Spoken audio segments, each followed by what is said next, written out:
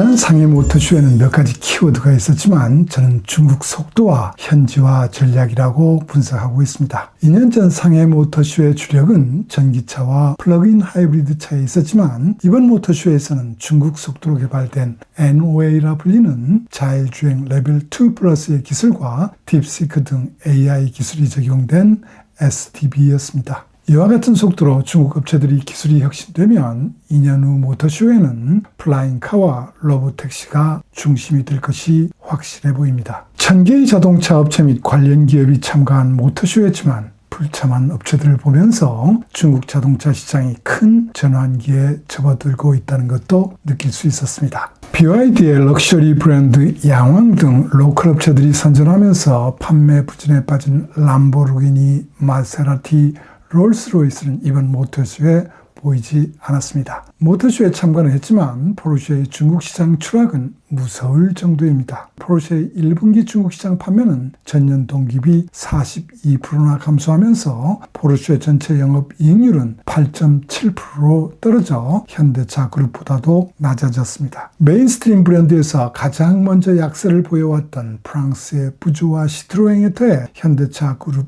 모습도 없었습니다. 중국 업체 중에는 니오와 샤오펑과 함께 소프트웨어 기술에서 앞서가던 하이파이와 바이두와 지리가 합작으로 만들었던 지유의 브랜드, 그리고 동남아 시장까지 진출했던 네타사도 출품하지 않았습니다. 그러나 현대차는 모터쇼 대신 별도의 이벤트를 통하여 중국이 NEV 시장 전략과 신차를 공개하면서 잃어버린 시장을 되찾기 위한 교두보를 구축하려고 하고 있습니다.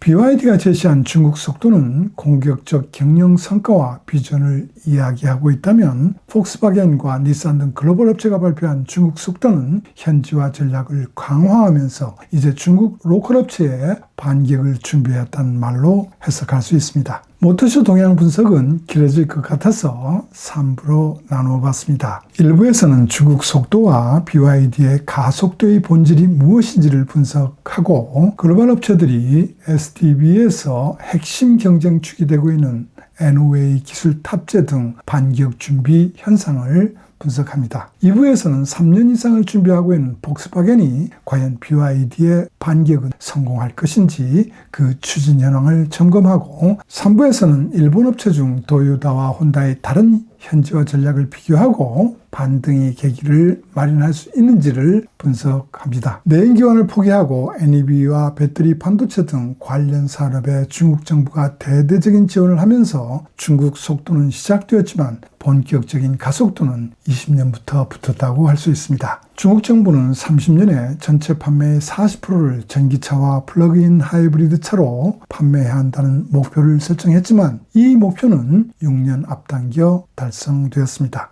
지금 중국 시장에서 신차 판매 2대 중 한 대는 전기차와 플러그인 하이브리드 차인 NEV가 되고 있습니다. 환경의식이 높은 유럽 시장에서의 현재 보급률이 15%로 정체되면서 캐즘 현상을 겪고 있다는 점을 고려해보면 중국 속도라는 이미지를 느낄 수 있을 것입니다. 이러한 중국 속도의 변화 요인 중심에는 NEV 주력 소비층이면서 디지털 네이티브 세대인 G세대들이 스마트카에 대한 빠른 인식 변화가 있었습니다. 이들은 그들 부모 세대들이 좋아했던 강한 브랜드 파워의 전통적인 내연기관차를 더 이상 선호하지 않고 있습니다. 대신 NOA로 대변되는 레벨 2 플러스의 기능과 AI 기능으로 무장된 빅 사이즈의 디스플레이를 갖춘 차로 빠르게 바꿔 타면서 새로운 고객 경험을 선도하고 있습니다. 이러한 중국 시장 변화에 대응하여 100개 이상의 업체들은 치열한 경쟁을 해왔습니다. 중국 업체들은 테슬라처럼 IT 업체들의 개발 방식을 과감하게 자동차 개발에 적용했습니다. 디지털 트윈 기술을 통한 개발 스피드를 내세우면서 품질보다는 코스트를 중시하는 개발을 해왔습니다. 이러한 중국 속도의 개발 방식은 FSD 기능을 맹신하는 테슬라 고객들이 미국에서 여러 차례 충돌 사고를 낸 것처럼 최근 샤오미 차량에서도 비슷한 사고가 나면서 안전성을 확인하고 강조하는 계기가 되고 있습니다. 이러한 중국 로컬 업체들의 스피드 있는 개발 결과는 글로벌 자동차 업체들에게 치명타를 가해왔습니다. 올 1분기 중국 로컬 업체의 중국 시장 내 마켓 쉐어는 20년 36%에서 68%로 증가하면서 상전 벽해 정도로 바꾸어 놓았습니다. 이처럼 NEV에서 고전해왔던 폭스바겐과 토요타, 현대차 그룹 등 글로벌 업체들은 앞서가는 로컬 업체와의 기술과 코스트 격차를 따라잡기 위한 시행착오를 겪으면서 반격하기 위한 준비를 나름 해왔습니다. 중국차의 스마트화 SDV 개발은 테슬라의 영향을 받은 부분이 큽니다. 스마트 차량 개발에 중요한 중앙 집중식 전형 전기전자 아키텍처와 차량 OS를 글로벌 업체보다 5년에서 6년 앞서 개발했습니다. 지금 SDV 기능 중 가장 큰 역할을 하고 있는 NOA 기술은 22년 사오펑이 선도하면서 중국 전역을 커버하는 기능으로 빠르게 진화하면서 중국 SDV 대중화 시대를 열고 있습니다. BYD의 중국 가속도는 타사와는 달리 NOA 기능보다는 가격 경쟁력에 중점을 두는 전략으로 추진해 왔습니다.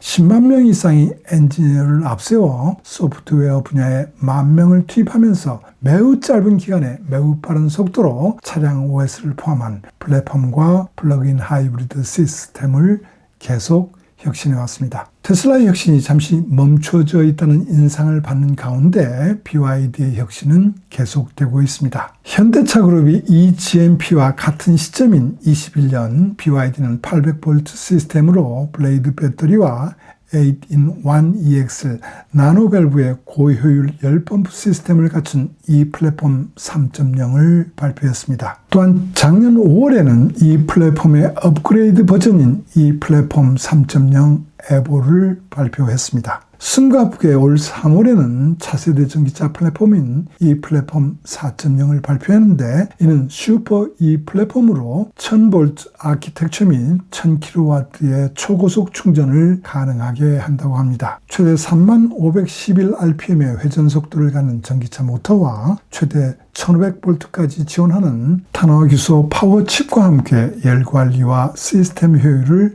향상시켰습니다. BYD의 왕 회장은 자율주행 기술에 좀 부정적이고 신중한 편이었으나 새로 런칭한 프리미엄 브랜드의 차 판매 부진 대책을 수립하는 과정에서 집중 투자하는 전략으로 선회했습니다. 첫 단계는 판매 부진을 조기에 극복하기 위하여 화웨이와 모멘타의 자율주행 시스템을 탑재하는 것이었습니다. 24년 상반기에는 덴자 N7에 하반기에는 럭셔리 브랜드의 U8에 NOA 기술을 탑재했고 25년 들어 전 브랜드 전 차종에 무료로 탑재했습니다. 이와 병행하여 4,000명의 엔지니어를 투입하면서 독자 개발을 추진하고 있습니다. 원가 경쟁력을 앞세워 23년에는 플러그인 하이브리드 차가 내연기관차 가격과 같다는 유전 동가라는 캠페인을 추진했고 24년에는 플러그인 하이브리드 차 가격이 내연기관차 가격보다 싸다는 전비 유저 전략으로 판매를 크게 증대했습니다. 올해 들어도 공격적인 경영은 계속되어 레벨 2 플러스의 NOA 기능을 무료로 탑재하는 천신지한 판촉 프로그램으로 550만 대 판매 목표를 달성하려고 하고 있습니다. BYD의 중국 가속도의 핵심에는 이러한 혁신 기술이 반영된 신차를 매해 공격적으로 개발하면서 런칭하는 힘이 있습니다. 반면 글로벌 업체들의 중국 시장용 신차는 매우 소극적으로 글로벌 모델로 개발된 차량을 현지 생산하면서 대응했습니다. 품질을 중시하여 로컬 업체보다 비싼 글로벌 부품 업체를 이용하다 보니 BYD 차처럼 차량 가격도 낮출 수 없었습니다. 토요타는 BYD 등과 공동 개발 등 현지 전략을 내세웠지만 성능과 가격에서 경쟁할 수 없었습니다. 이들이 내세운 반격 전략은 중국에서 중국 고객을 위한 차량 개발이었습니다. 현지화 전략이란 말로 포장된 이 전략의 핵심은 SDV에서 가장 중요한 ADAS와 인포테인먼트 시스템에 중국 로컬 업체의 기술을 활용하고 중국 로컬 업체의 부품을 확대 적용하여 중국 로컬 업체와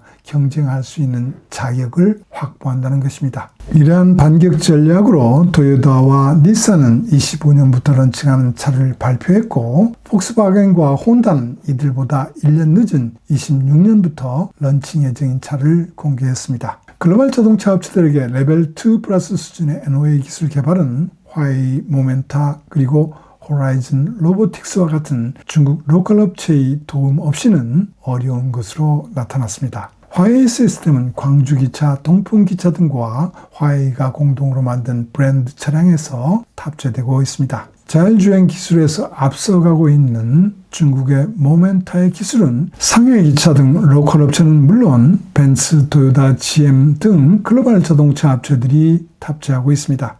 모멘타의 기술은 벤츠의 CLA와 토요타가 올해 런칭한 BG3X를 비롯하여 이번 모터쇼에서 컨셉카로 발표된 토요타의 플래그십 전기차 BG7 그리고 닛산 N7에 탑재되었습니다. 반면 폭스바겐은 직접 투자한 샤오펑과 호라이즌 로보틱스와 함께 공동으로 개발하고 있습니다. BYD와 아우디는 브랜드 차종별로 구분하여 화웨이와 모멘타 시스템을 탑재하고 있습니다. 판첸바오 브랜드 차에는 화웨이 시스템을 탑재하고 있지만 덴자와 럭셔리 브랜드의 양왕 차에는 모멘타 시스템을 탑재하고 있습니다. 아우디는 이번 모터쇼에서 발표한 E5 스포츠백에는 모멘타의 기술을 탑재했고 Q6 e-tron 등 기존 차량에는 처음으로 화웨이의 ADAS 시스템을 탑재하고 있습니다. 화웨이는 세 가지 비즈니스 형태로 자동차 사업을 해왔는데 부품 판매가 아닌 시스템 판매 형태로는 처음 독일 업체인 아우디의 화웨이 자율주행용 ADAS 4.0 시스템을 공급합니다. 토요타 등 일본 업체에는 엔터테인먼트용 화웨이 하모니 OS를 공급하면서 이제 화웨이는 중국 업체에서 벗어나 글로벌 업체와 비즈니스를 본격적으로 하고 있다고 할 수 있습니다. 화웨이의 존재감은 기존 자동차 업체와 공동으로 개발, 판매, 브랜드까지 운영하는 히마라는 비즈니스 모델로 크게 성공하면서 1분기에는 NEV 판매 10위까지 올랐었습니다. 이번 모터쇼에서 화웨이는 상해기차와 함께 5번째 공동 브랜드를 런칭했습니다. 자, 그렇다면 나름 SDV를 실현하는 글로벌 자동차 업체들의 시차는